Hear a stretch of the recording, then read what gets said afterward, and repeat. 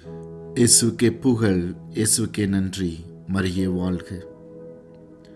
அன்பார்ந்தவர்களே, ஆண்டவருக்கு நன்றி கூறுவோம். இந்த நாளுக்காக இந்த நாள் முழுவதும் நாம் அவரின் திருவுளப்படி நடந்து அவரின் அன்பை மற்றவர்களோடு பகிர்ந்து வாழ்கின்ற மக்களாக வாழ ஆண்டவர் நம்மை ஆசீர்வதிக்கும்படியாக ஒப்பு கொடுத்து நாம் ஜெபிப்போம்.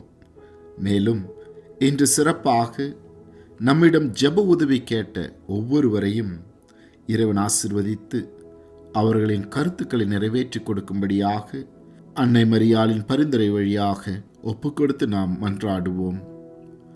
அருள் நிறைந்த மரியே வாழ்க, ஆண்டவர் உம்முடனே, பெண்களுக்குள் ஆசி பெற்றவள் நீரே, உம்முடைய திருவயிற்றின் கனியாகிய இயேசுவும் ஆசி பெற்றவரே. தூய மரியே, இறைவனின் தாயே, பாவிகளாயிருக்கிற எங்களுக்காக இப்பொழுதும் எங்கள் இறப்பின் வேளையிலும் வேண்டிக் கொள்ளும். ஆமேன். அதிகாலையில் ஆண்டவரின் அருள் வாக்கில் இன்று தொடக்க நூல் அதிகாரம் 18. ஆபிரகாமுக்கு மகன் வாக்களிக்கப் பெறல். பின்பு ஆண்டவர் மம்ரே என்ற இடத்தில் தேவதாரு மரங்கள் அருகே ஆபிரகாமுக்கு தோன்றினார். பகலில் வெப்பம் மிகுந்த நேரத்தில் ஆபிரகாம் தம் கூடார வாயிலில் அமர்ந்திருக்கையில் கண்களை உயர்த்தி பார்த்தார். 3 மனிதர் தம் அருகில் நிற்பதை கண்டார். அவர்களை கண்டவுடன் அவர்களை சந்திக்க கூடார வாயிலை விட்டு ஓடினார். அவர்கள் முன் தரை மட்டும் தாழ்ந்து வணங்கி அவர்களை நோக்கி, என் தலைவரே, உம் கண்களில் எனக்கு அருள் கிடைத்ததாயின் நீரும் அடியானை விட்டு கடந்து போகாதிருப்பீராக. இதோ விரைவில் கொஞ்சம் தண்ணீர் கொண்டு வரட்டும். உங்கள் கால்களை கழுவிய பின் இம்மரத்தடியில் இளைப்பாருங்கள். நீங்கள் புத்துணர்வு பெற்ற பின் பயணத்தை தொடருங்கள். ஏனெனில் உங்கள் அடியானிடமே வந்திருக்கிறீர்கள் என்றார். நீ சொன்னபடியே செய் என்று அவர்கள் பதிலளித்தார்கள். அதை கேட்டு ஆபிரகாம் தம் கூடாரத்திற்கு விரைந்து சென்று சாராவை நோக்கி, விரைவாக 3 மரக்கால் நல்ல மாவை பிசைந்து அப்பங்கள் சுடு என்றார். ஆபிரகாம் மாட்டு மந்தைக்கு ஓடிச் சென்று ஒரு நல்ல இளங்கன்றை கொணர்ந்து வேலைக்காரனிடம் கொடுக்க அவன் அதனை விரைவில் சமைத்தான். பிறகு அவர் வெண்ணெய், பால், சமைத்த இளங்கன்று ஆகியவற்றை கொண்டு வந்து அவர்கள் முன் வைத்தார். அவர்கள் உண்ணும் பொழுது அவர்கள் அருகே மரத்தடியில் நின்று கொண்டிருந்தார்.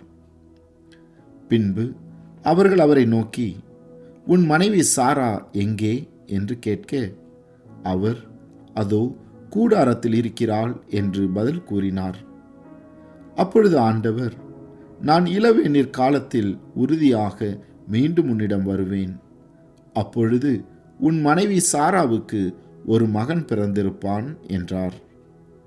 அவருக்கு பின்புறத்தில் கூடார வாயிலில் சாரா இதை கேட்டுக்கொண்டிருந்தார். ஆபிரகாமும் சாராவும் வயது முதிர்ந்தவர்களாயிருந்தனர். சாராவுக்கு மாதவிடாய் நின்று போயிருந்தது. எனவே சாரா தமக்குள் சிரித்து, நானோ கிழவி, என் தலைவரோ வயது முதிர்ந்தவர், எனக்கா இன்பம் என்றாள். அப்போது ஆண்டவர் ஆபிரகாமை நோக்கி, நான் வயது முதிர்ந்தவளாயிருக்க எனக்கு உண்மையில் பிள்ளை பிறக்குமா என்று சொல்லி சாரா ஏன் இப்படி சிரித்தாள்? ஆண்டவரால் ஆகாதது எதுவும் உண்டோ? இளவேநீர் காலத்தில் குறிப்பிட்ட நேரத்தில் நான் உன்னிடம் மீண்டும் வருவேன். அப்பொழுது சாராவுக்கு ஒரு மகன் பிறந்திருப்பான் என்று சொன்னார். சாராவோ நான் சிரிக்கவில்லை என்று சொல்லி மறுத்தார். ஏனெனில் அச்சம் அவரை ஆட்கொண்டது. அதற்கு ஆண்டவர், இல்லை, நீ சிரித்தாய் என்றார். சோதோமுக்காக ஆபிரகாம் மன்றாடல். அந்த மனிதர்கள் எழுந்து அவ்விடம் விட்டு சோதோமை நோக்கி சென்றார்கள். ஆபிரகாமும் உடன் சென்று அவர்களை வழி அனுப்பினார். அப்பொழுது ஆண்டவர், நான் செய்யவிருப்பதை ஆபிரகாமிடமிருந்து மறைப்பேனா? ஆபிரகாமிடமிருந்தே வலிமை மிக்க மாபெரும் இனம் தோன்றும். அவன் மூலம் மண்ணுலகின் எல்லா இனத்தாரும் ஆசி பெற்றுக் கொள்வர். ஏனெனில் நீதி நேர்மை வழி நின்று எனக்கு கீழ்ப்படியும்படி தன் புதல்வருக்கும் தனக்கு பின் தன் வழி மரபினருக்கும் கற்றுத்தருமாறு ஆண்டவராகிய நான் ஆபிரகாமுக்கு வாக்களித்ததை அவன் நிறைவேற்றுவான் என்று தமக்குள் சொல்லிக் கொண்டார். ஆதலால் ஆண்டவர் ஆபிரகாமை நோக்கி, சோதோம் கொமோராவுக்கு எதிராக பெருங்கண்டன குரல் எழும்பியுள்ளது. அவற்றின் பாவம் மிகவும் கொடியது. என்னை வந்தடைந்த கண்டன குரலின்படி அவர்கள் நடந்து கொண்டார்களா இல்லையா என்று அறிந்து கொள்ள நான் இறங்கிச் சென்று பார்ப்பேன் என்றார். அப்பொழுது அந்த மனிதர்கள் அவ்விடத்தை விட்டு சோதோமை நோக்கி சென்றார்கள். ஆபிரகாமோ ஆண்டவர் திருமுன் நின்று கொண்டிருந்தார். ஆபிரகாம் அவரை அணுகி கூறியதாவது, தீயவரோடு நீதிமான்களையும் சேர்த்து அழித்து விடுவீரோ? ஒருவேளை நகரில் 50 நீதிமான்களாவது இருக்கலாம். அப்படியானால் அதிலிருந்து 50 நீதிமான்களை முன்னிட்டாவது அவ்விடத்தை காப்பாற்றாமல் அழிப்பீரோ? தீயவனோடு நீதிமானையும் அழிப்பது உமக்கு ஏற்றதன்று. நீதிமானையும் தீயவனையும் சமமாக நடத்துவது உமக்கு உகந்ததன்று. அனைத்திற்கும் நீதி வழங்குபவர் நீதியுடன் தீர்ப்பு வழங்க வேண்டாமோ என்றார்.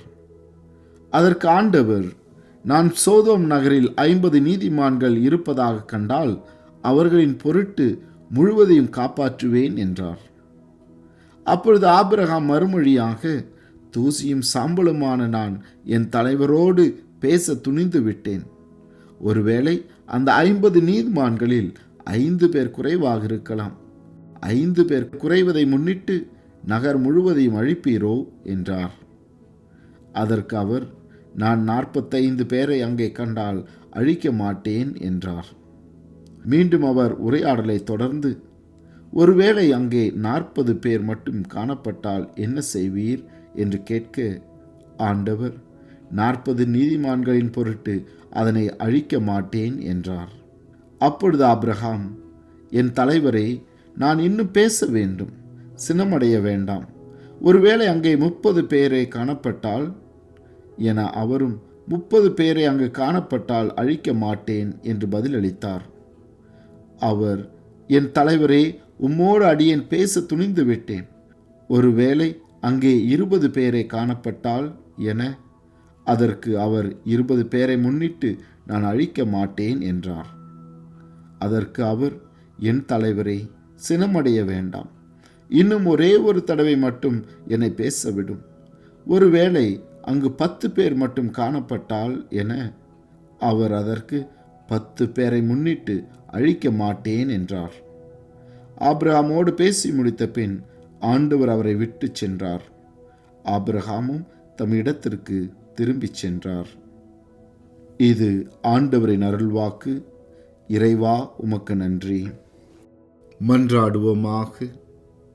அன்பு ஆண்டவரே, ஆபிரகாம் தமது பரிந்துரை வழியாக சோதோமையும் அதில் வாழ்ந்த மக்களையும் காப்பாற்ற முயன்றார். ஆனால் 10 நீதிமான்கள் கூட அந்நகரில் இல்லாததால் அந்நகர் அழிக்கப்பட்டது. எங்களின் வாழ்க்கை ஒரு பரிசுத்தமான வாழ்வாகவும் உமது கட்டளைகளின்படி வாழ்கின்ற வாழ்வாக அமைத்து எங்களையும் எங்கள் பகுதிகளையும் ஆசீர்வதித்தருளும். மேலும் எங்களிடம் ஜெப உதவி கேட்டிருக்கின்ற ஒவ்வொருவரையும் நாங்கள் யாருக்காகெல்லாம் எந்தெந்த கருத்துக்களுக்காக மன்றாடுகின்றோமோ அவைகளையும் உமது திருவுளப்படி நிறைவேற்றி கொடுத்து ஆசீர்வதித்தருளுமாறு எங்கள் ஆண்டவராகிய கிறிஸ்து வழியாக உம்மை மன்றாடுகின்றோம். ஆமேன். ஆண்டவர் உங்களோடு இருப்பாராக, உம் ஆன்மாவோடும் இருப்பாராக.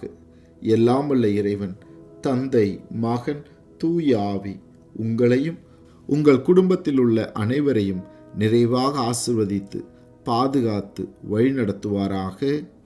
ஆமேன்.